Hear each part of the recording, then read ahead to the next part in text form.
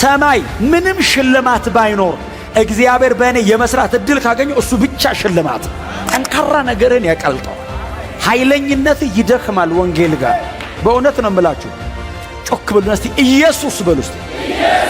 በእውነት መቼም እንኳን የኢየሱስ ሆነ አብሯቸው መንፈስ ቅዱስ ታሪክ ሰራ። ከእግዚአብሔር ጋር ወክ የማድረግ እድል። እግዚአብሔር ሲረግጥ በእነሱ እግር ረገጠ። እግዚአብሔር ሲጨብጥ በእነሱ እጅ ሰው ጨበጠ። እግዚአብሔር ሲናገር በእነሱ አንደበት ሰው ተናገረ። በእነሱ ዕድሜ ገብቶ እግዚአብሔር ኖረ። 30 ዓመት 40 ዓመት 20 ዓመት እግዚአብሔር ተበደረ ከነሱ። መንፈስ ቅዱስ በእናንተ ላይ ይመጣል። እንደ ሌላም ሰው ሆናችሁ ትለወጣላችሁ። እማታቁት ሰው ያረጋችኋል። እናንተ ነው ጸሎቱ የእግዚአብሔር ልብ እንደሆነ የምታውቁት። ጸልየው ሲጨርሱ መንፈስ ቅዱስ የነበሩበትን ስፍራ አናወጠ። እየተመለከ ያለ ያልጸለይክበትም ነው የሚመለሰው። ምክንያቱም እግዚአብሔር ጸሎትን ሊመልስ አይደለም የሚመጣው፣ ሊቀበል ስለሆነ የሚመጣው። ክብሩ ሲመጣ በአንተ ልክ አይመጣም። ዝም ብሎ ያንንም ይነካዋል። አልጠየቅኩም እኮ እዚህ ድረስ ትለዋል። ብዙ አምልኩ ማለት ነው። ጌታ ይባረክ። የነገረኝ መንፈስ ቅዱስ ነው። ኢየሱስን የገለጠልን መንፈስ ቅዱስ ነው። በጣም ደጋግሜ ነግራችኋለሁ፣ ዛሬም አስታውሳችኋለሁ። ኢየሱስን በአካል የሚያውቅ እዚህ ቤት የለም። ኢየሱስ የዛሬ 2000 ዓመት ነው በምድር ላይ በስጋው የተመላለሰው።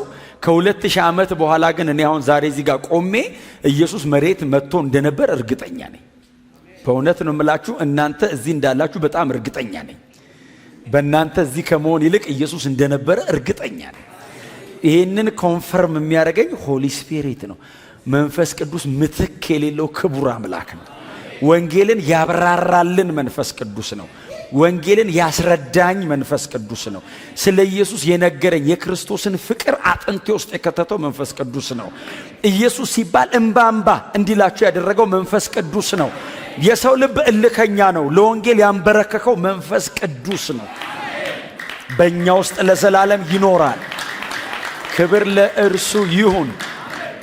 በእውነት ኢየሱስን ጸሎት፣ ኢየሱስን መዝሙር፣ ኢየሱስን ትምህርት፣ ኢየሱስን ሕይወት አርጎት እየኖራችሁት። ኢየሱስ እኮ ሰማይ ብቻ እኮ አይደለም እኮ እኔ ውስጥም እኮ አለ።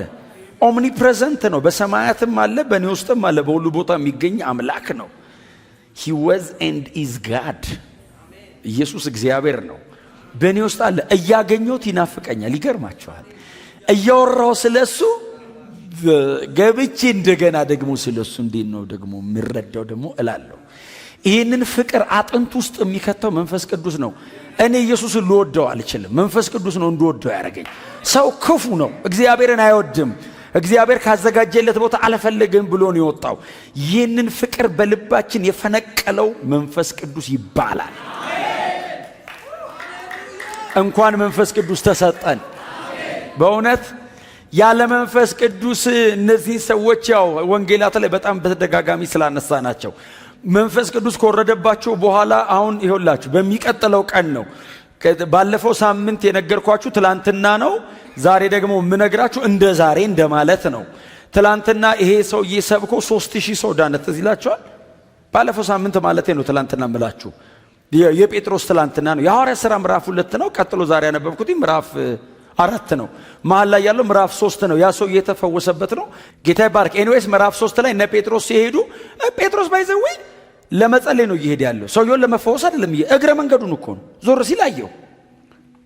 ዮሐንስ ና አለው። ዮሐንስ ደግሞ በጣም ሪዘርቭድ የሚባል ሰው ነው። አዲስ ኪዳናችን ላይ በጣም ቀስ ብሎ ነው፣ ግን ማንም ያላየውን ነው የሚያየው። ጴጥሮስ በላይ ነው የሚያየው። ዮሐንስ ቀስ ብሎ ጥልቅ ነው። ቀስ ብሎ ነው የሚያየው፣ ግን በጣም ዲፕ ነው።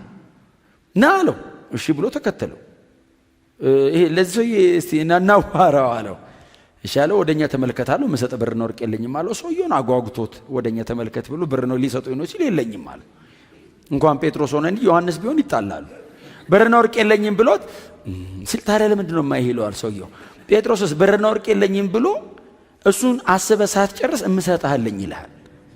የለኝም ብሎ አለኝ። ፓራዶክስ የሚጋጭ እኮ ነው። አለኝ አለውና በናዝሬቱ በኢየሱስ ክርስቶስ እሱን ደግሞ አለኝን አስበው ሳይጨርስ ተነሳለው አይደል? በኃይል ዘሎ ቆመ ይላል አይደል? አምኖ አይደለም አይደል የተፈወሰው? ተፈውሶ ነው ያመነው። እንደሱ እኮ ነው ለማመን አትሊስት ሰው የሚያውቀው ነገር የለም። ተነስ ሲለው ዘሎ ቆመ። ምክንያቱም ሂዝ አንክል ቦን ሪሲቭድ ስትሬንግዝ ነው የሚለው። ስለዚህ ጴጥሮስ አፕሮች ያደረገው ጭንቅላቱን አይደለም እግሩን ነው። አሁን እምነት ከዚህ ወደዚህ ነው። አሁን የዚህ ሰውዬ ከዚህ ወደዚህ ነው። እግሩ ተፈውሶ ነው ያመነው። ፊዚክስ አረኩት አያችሁኝ? በጣም እንዴ አሜን በሉ እንጂ በመሃል አወሳሰብኩት እንዴ ሳይንስ ሆነ እና እንደዚህ አይነት ዝብርቅርቅ ያለ ተአምር ነው የሆነው። ምክንያቱም ሰዎቹ የኢየሱስ ደቀ መዛሙርት ናቸው። ኢየሱስ ደግሞ ብዙ የፈወሰው ያመነ አይደለም አይደል? ተፈውሰው ነው ያመኑት ብዙዎቹ። አንዳንዶቹ ነው እምነት አድኗል አመነ አምና ተከተለ እንጂ ብዙዎቹ አልጋ ተሸክሞ ያመነ ይበዛል አይደል? እየሮጠ ነው ያመነው አልጋውን ይዞ። አለማመናችንን ደግፎ ነው እኛንም ያዳነን። ይገርማል የምንለው ህይወት የለንም። ደግፎ እኔ መጣሁ። ክብር ለስሙ ይሁን። ይሄ ተአምር ተከናውኖ ነው ምዕራፍ 3 ላይ ከዛ ህዝብ መጣ አይደል? በጣም 5000 የዛሬ 2000 ዓመት አንድ ቦታ 5000 ሰው መሰብሰብ፣ የዛሬ 2000 ዓመት 5000 ሰው መኖሩ ራሱ አንድ ቦታ መሰብሰብ እኮ አይደለም። ኢየሩሳሌም ከተማ ራሱ 5000 ሰው መኖሩ ባይዘው 5000 እኮ የዳነው ነው። ወሬ ለማየት ይመጣል ያላመናል። ምንድነው ጉዱ ብሎ ይቆማል። በጣም ብዙ ህዝብ ነው ያለው። 5000 ግን በአንድ የቀላቀሉት ነው። እና ሰውየው ሲፈወስ ህዝብ ግርግር ሲፈጠር ጴጥሮስ በጣም የተመሰገነ አገልጋይ ነው። ለምታገለግሉ እዚህ ውስጥ ላላችሁ አገልጋዮች እንደኔ ላላችሁት ማለት ነው በጣም አስተማሪ ነው አይደል? ጴጥሮስ ለምንድነው የምታዩኛል እንዴ? እዩኝ አይደል እንደሚባለው ለምንድነው የምታዩኛል? ይህ ሰው አላቸው ተፈውሶ የሚዘለውን ሰውዬ እኮ ነው። ሰውየው እየዘለለ ነው ባይዘው ሄዶ አያውቅማ። አሁን እኮ እናንተ ለምንድነው ስትሄዱ ማዘሉት? ከልጅነት ጀምሮ እጅ ተይዞ ወፍ የቆመች ተብለ ነው አይቆም እኮ ምንም ችግር። ኤስ ሄዶ አያውቅም። አዲስ ነው። ፕሮፐርሊ ወክ ማድረግ አይችልም። መዝለል ነው የሚችል። አሁን እኛ እኮ ፕሮፐርሊ እኮ የምናደርገው ፕሮሰሱ ስለተጠበቀ ነው። እሱስ የመጀመሪያው ነው። አሁን የ40 ዓመት ትልቅ ሰው ነው እጁን ይዞ ወፍ የቆመች አትድም ይዘል ነበር ይላል። ይሄ የምታዩትና የምታውቁት ሰው በፊታችሁ ደና ሆኖ የቆመው እኔ ከናንተ የተሻለ ጽድቅ ስላለኝ አይደለም ብሎ እኔ እንደናንተ ሰው ነኝ አለና ይሄን ሰው በፊታችሁ ፍጹም ደና አድርጎ ያቆመው የኢየሱስ ስምና በስሙ ላይ የተገኘ እምነት ነው አለ። ታዲያ ሲል እናንተ ሰቅላችሁ ገደላችሁት፣ እግዚአብሔር የሞትን ጠራ አጥፍቶ አስነሳው። እኛ ለዚህ ምስክሮች ነን። የምታዩትን ሰው ደና አረገው አለ። አሁን ሰውየው ተፈወሰ። ይገርማል አይደለም ያለው እግዚአብሔር ልጁን ለማስነሳቱ ምልክት ይሄው። አሁን እኮ የሞተ ከሆነ አይሰራም አለ። ሕያው ለመሆኑ ምልክቱ ይሄው በስሙ ነው ያረገው። እኔ የለሁበትም አለ። ምክንያቱም ሰውየው የተፈወሰው በኢየሱስ ክርስቶስ ስም ነው። በኢየሱስ ክርስቶስ ስም ነው ማለት ጴጥሮስ የለበትም ነው አይደል? አሁን በኢየሱስ ክርስቶስ ስም ብዬናውን ጸልዬለ ምንም ብትሆን የኢየሱስ ጫማ ውስጥ ነኝ። ክሬዲት ልወስድ አልችልም። በጥላውን ስም ለሚሆነው ኦኬ ሊጨበጨብ ይችላል። አሁን ቸርች እኮ ልንመሰገን የማንችልበት የመጀመሪያም የመጨረሻ ምክንያቱ ሲጀመር ጀምሮ በደሙ ነው የመሰረተው ቤቱን። ልባል አልችልም እኔ እዚህ ቤት የለውበትም። አሜን የሚል ጠፋ። ግን አይ እናንተ ስለምታምኑ ነው አሜንም ባትሉ ችግር የለውም። ጴጥሮስ በኢየሱስ ክርስቶስ ስም ነው ያረኩታል። ለምንድን ነው የምታዩኝ? ሲጀመር አሳጥማጅ ነው። ብዙ ሰው አይቶት አያውቅም። በአንድ 5000 ሰው አየው። እንዴት እንደሚያስደነግጥ እኮ በአንድ 5000 ሰው ሳይኮ ልትወድቅም ትችላለህ። በጣም ከባድ ነገር እኮ። ለዛውም የሚያዩት እኮ እንዲያለፉ እኮ አይደለም ከኛ የተለየ የሆነ ነገር አለው ብለው ነው የሚያዩት። እና ሁሉም ይጠብቃል። ወደ ኢየሱስ ቀና አረጋቸው። 5000 በላያቸው ላይ ወደ ጌታ ተጨመሩ ይላል። ከዛ በኋላ ነው ይሄ ታሪክ። ፈሪሳውያን መጡ፣ የቤተ መቅደሱ ጠባቂዎች መጡ፣ የሮም ወታደሮች መጡና ከህዝቡ መሃል በቀላሉ መውሰድ አይቻልም። ህዝቡ እያዩአቸው ስለነበር ይላል ስለፈሩ ቀስ አድርገው አወጧቸው። ከመሃል ቀስ አድርገው አወጧቸውና ደበቅ አድርገው እንትን ለጫኗቸው። ሰረገላ ነገር ለጭነው ለምስጋና በሚመስል አይነት መንገድ ጭነው ይዘዋቸው የሄዱት ኮርት ነው፣ ፍርድ ቤት። እና ፍርድ ቤት ቆመ። ጴጥሮስና ዮሐንስ ቆሙ። ሰውየውስ ነበር ይላል አንዱ ጉዳይ እሱ ስለሆነ ሲጭኑ ሰውየውንም ጭነውታል። ተፈውሶ ፍርድ ቤት ሄደ። አንዳንድ ታሪክ እኮ እንኳን መጽሐፍ ቅዱስ ላይ ሆነ እንጂ በእውነት እንኳን ጠቅሶ ነው። አሁን እናንተ ብትሆኑ ተፈውሶ፣ ለዛው ፈሪሳውያን ማለት ኢየሱስን የሰቀሉ ሰዎች ናቸው። ምን ሊያደርጉ እንደሚችሉ መገመት አትችልም። ፍርድ ቤት ሄደ።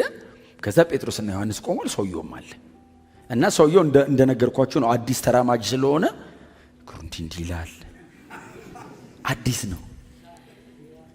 እግር እንዴት ሄደ አሉት። ጴጥሮስ መጣ። እየኛ ለኝ አየሁት፣ በደንብ እየኛ ለኝ በደንብ አየሁት። በናዝሬቱ በኢየሱስ ክርስቶስም ተነስና ተመላለሳለኝ። ዘልዬ ቆምኩ፣ እሄዳለሁ አለ። እስቲ ያስረዳን አብራራው ሲሉት አይብራራ። በእውነት እግዚአብሔር በሕይወታችሁ አጭርና ግልጽ ነገር ይስራ። ማንም አይቶ ሊክደው የማይችለው ነገር እግዚአብሔር እናንተም ሕይወት ላይ ያርግ።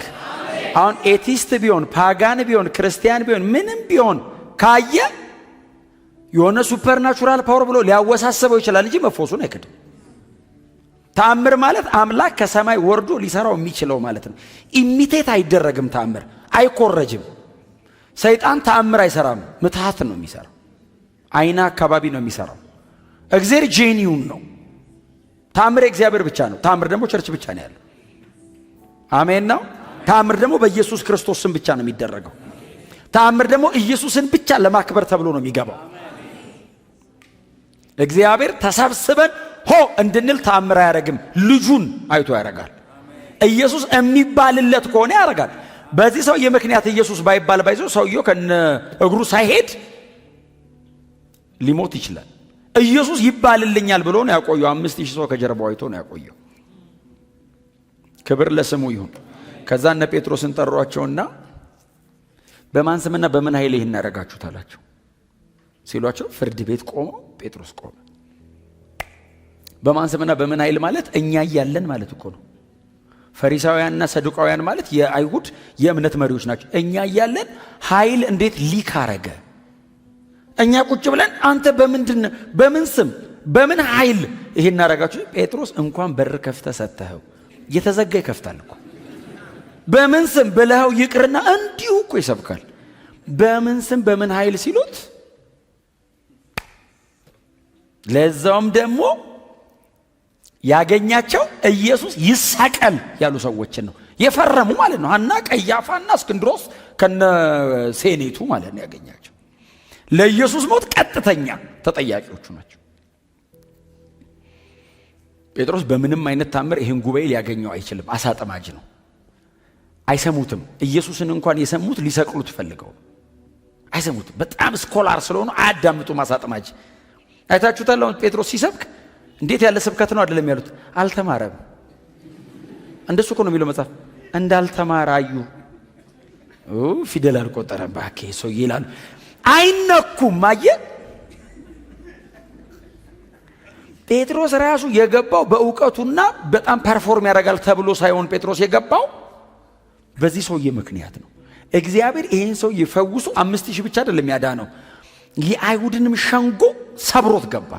አደቀቀው። ያንን እንትኑን ሃይራርኪውን ነው የሰበረው። እግዚአብሔር ሲስተም ነው ባይዘው እግዚአብሔር የነቀነቀው ሲስተም the whole system ነው። ከዛ እነ ጴጥሮስ ሰበኳቸው። በኋላ ላይ ያዟቸውና ድጋሚ አሏቸው በዚህ ስም እንዳሰብኩ ብለው ገረፏቸው የሚል ቃል አለ። በእውነት ምን ያህሎቻችን ለዚህ ጉዳይ ሬዲ እንደሆንን አላውቅም። ታምሩን ለማድረግ ዝግጁ ነን።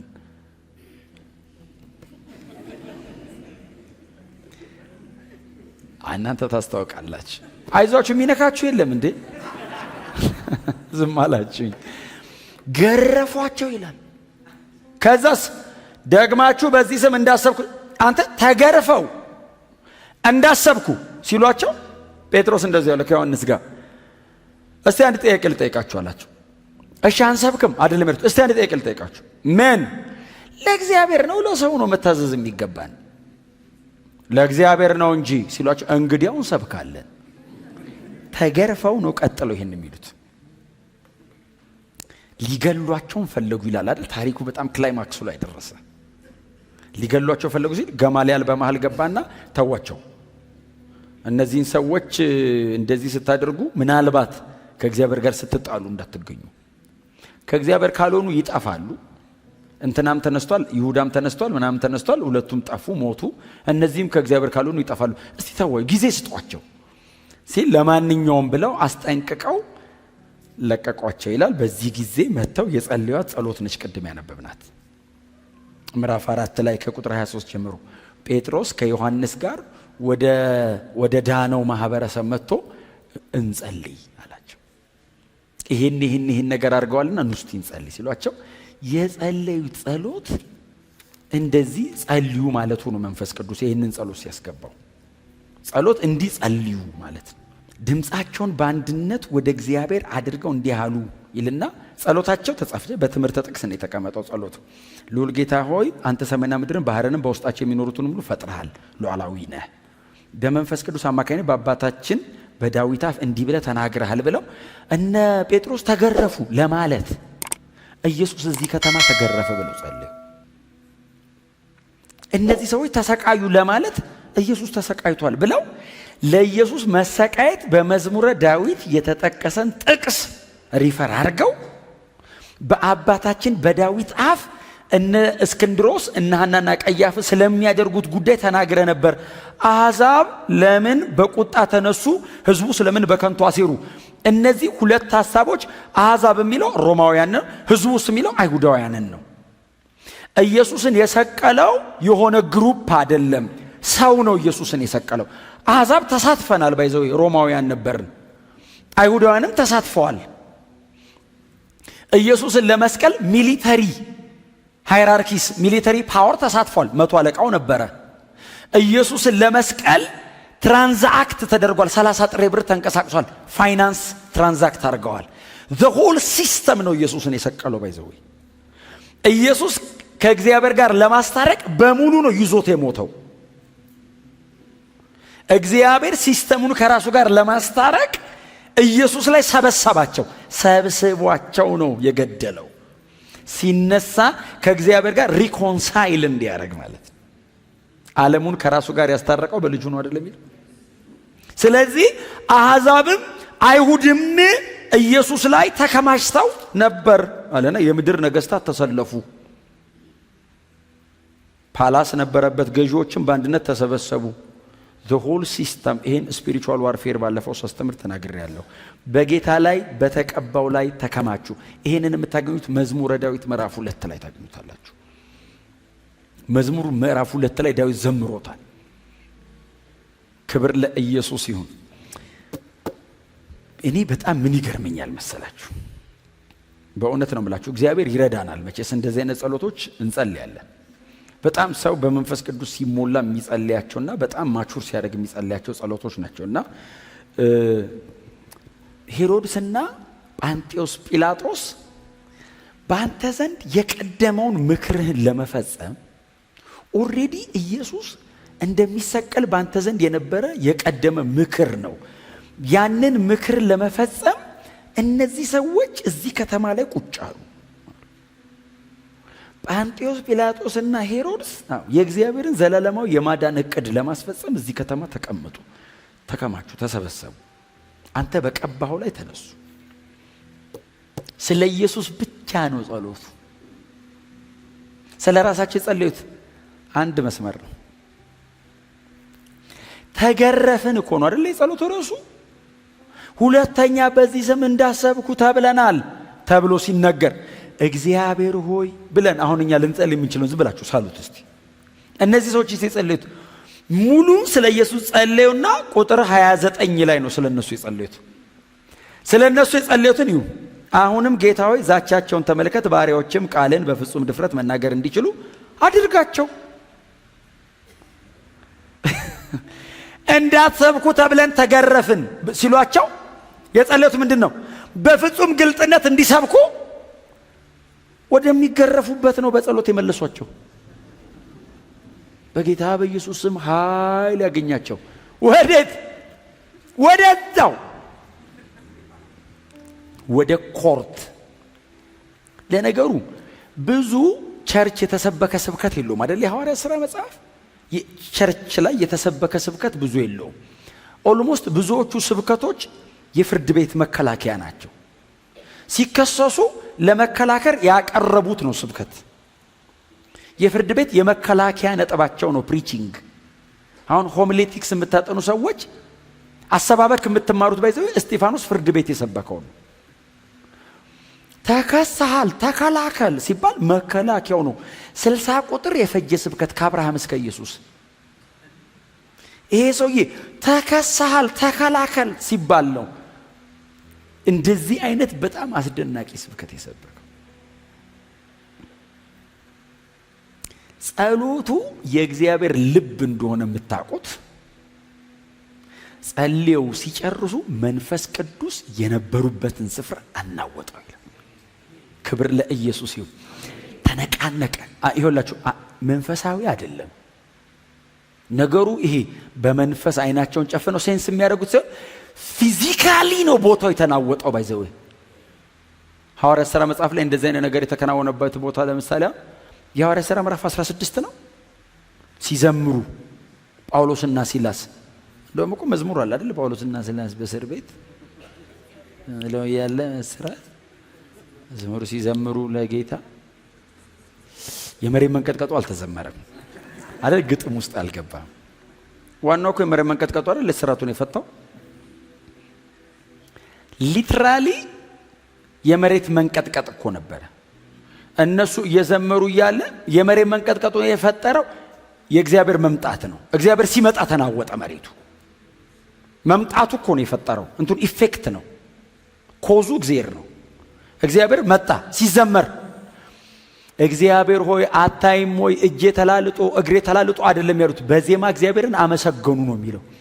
ታስረው እንዲህ በእጅ ተጠረቀው በእግር ብረት ተጠረቀው እያለ ተመስገን ለዚህ ክብር ያበቃሃን እንደ አባቶቻችን መከራ ለመቀበል እድል አገኘን ሲሉ እንዲህ አይነት ሰው አለ አዲስ ኪዳን ብሎ እግዚአብሔር። ጳውሎስ የሚሉ ሰውዬ እኮ ነው።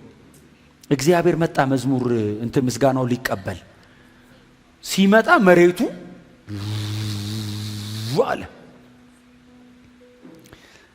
መሬት መንቀጥቀጥ ውጤቱ ነው። ምክንያቱም መሬት መንቀጥቀጥ ብቻ ቢሆን መሬት ተንቀጠቀጣው እስር ቤቱ ፈረሰ ያስኬዳል። እስራት ተፈታ። ግን የመሬት መንቀጥቀጥ እስራት አይፈታም፣ እየዞረ ይፈታል። የመሬት መንቀጥቀጥ ላይ ቤቱን ነው የሚያፈርሰው፣ ሰንሰለትን አይፈታውም። እዛው ነው እዛው በቃ ያልቃል። ታሪክ ነው የምትሆነው። እስራት ፈታ ይላል እየዞረ አይደል? የሐዋርያት ሥራ ምዕራፍ 12 ላይ በነበረ በጣም ጠንካራ ጸሎት አንድ ጴጥሮስ ነው የወጣው። የሐዋርያት ሥራ ምዕራፍ 16 ላይ በነበረ መዝሙር እስረኛ በሙሉ ነው የወጣው። እኔ አሁን ጸሎት መዝሙር ከጸሎት ይበልጣል እያልኩ አይደለም። ወርሺፕ ግን እንትን የለውም። ጸሎት ስፔሲፊክ ነው። ይሄው አሁን ጸሎት ስፔሲፊክ ነው። ስለዚህ ሲመለስም በዛው ነው። ወርሺፕስ ስፔሲፊክ አይደለም፣ ለእግዚአብሔር ነው። ሲመልሰው በአንተ ሳይዝ አይመልሰው። አንተ አትሰበሰበውም። አሁን ወርሺፕ እኮ ከባድነቱ እሱ ነው።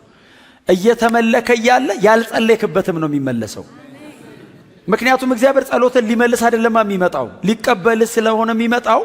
ክብሩ ሲመጣ በአንተ ልክ አይመጣም። ዝም ብሎ ያንንም ይነካዋል። አልጠየቅኩም እኮ እዚህ ድረስ ትለዋለህ። ብዙ አምልኩ ማለት ነው። ጌታ ይባረክ፣ ጌታ ይባረክ። አይደለም በጸሎት አንድ ጴጥሮስ ነው የወጣው፣ በወርሺፕ እስረኛ በሆነ ግን ሊትራል ነበር። እርዝኩ ይሄ መሬት መንቀጥቀጡ የእግዚአብሔርን መምጣት አይንን ጨፍነ ሴንስ የምታደርገው ብቻ አይደለም፣ በሬክተር ስኬል ነው የምትለካው። ኢፌክቱ ሬዚስት አይደረግም። አየህ፣ የወህኒ ጠባቂ ቆሞ ታው ማለት አይችልም።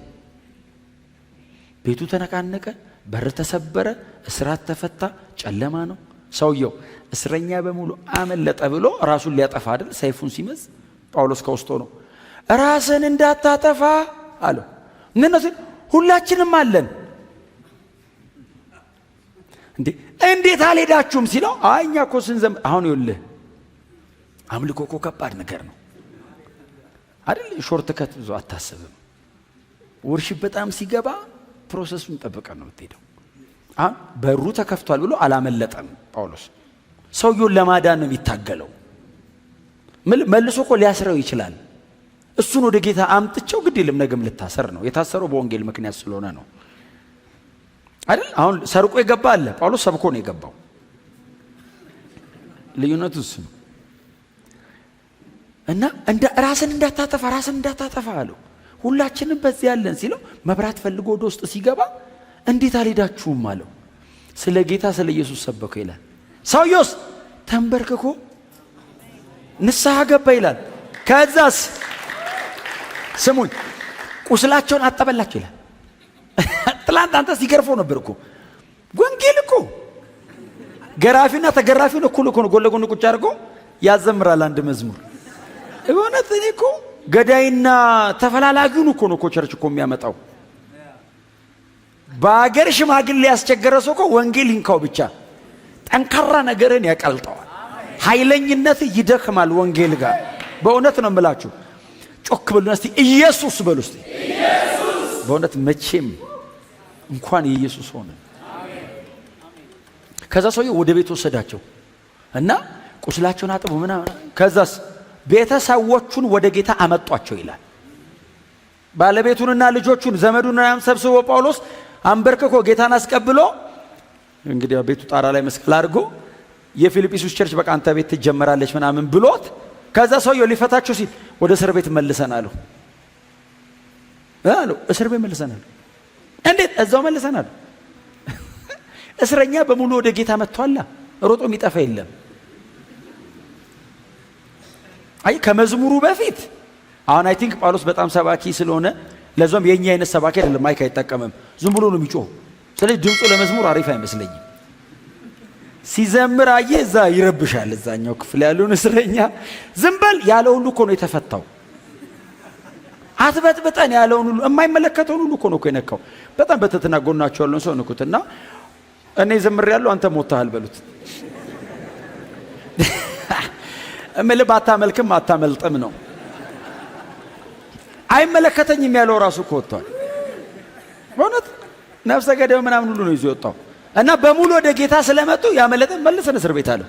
ከዛስ እግዚአብሔር ያሳይ ሰውየው እንዴት እንደሚንከባከባቸው እስር ቤት ምግብ ሁሉ ይዞ ነው የሚመጣው። ጨለመባችሁ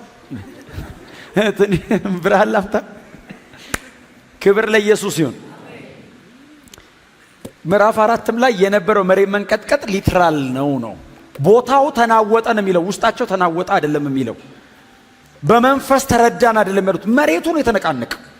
መንፈስ ቅዱስ በዚህ መጠን እኛ መሃል ይምጣ። መንፈስ ቅዱስ ፊዚካሊ ሴንስ በሚደረግበት አይነት መጠን ቤተክርስቲያን ላይ ይውረድ። በእውነት በዚህ ዘመንም ይሄ ላስት ዴይስ ነው፣ የመጨረሻው ዘመን ነው። እግዚአብሔር በልጁ ዓለምን ለመጠቅለል ምንም ነው የሚያደርገው። ምንም እኛ ሬዲ ከሆነን መንፈስ ወረደባቸው ይልና ሁሉም ኃይል ተቀበሉ ብሎ ባይዘው ከዛ እየጸለዩ ወደ ቤታቸው ሄዱ አይልም። ወጥተው የእግዚአብሔርን ቃል በግልጥ ተናገሩት። ምን ማለት ነው? የአዋቂ ስብከት ሰበኩ ማለት አይደለም። መንፈስ ቅዱስ በእነሱ ኢየሱስን መሰከረው ማለት ነው። ክብር ለኢየሱስ ይሁንለት። ጌታ ለዘላለም የተባረከ ይሁን። መንፈስ ቅዱስ በእናንተ ላይ ይመጣል። እንደ ሌላም ሰው ሆናችሁ ትለወጣላችሁ። እማታቁት ሰው ያረጋችኋል። እናንተ ነው ይሄን ሰውዬ እንደሱ ነው ያረገው። እነዚህን ሰዎች ኦርዲነሪ የነበሩ ግለሰቦችን ሰብስቦ ሂስትሪ ሜከርስ አረጋቸው። አብሯቸው መንፈስ ቅዱስ ታሪክ ሰራ። ከእግዚአብሔር ጋር ወክ የማድረግ እድል።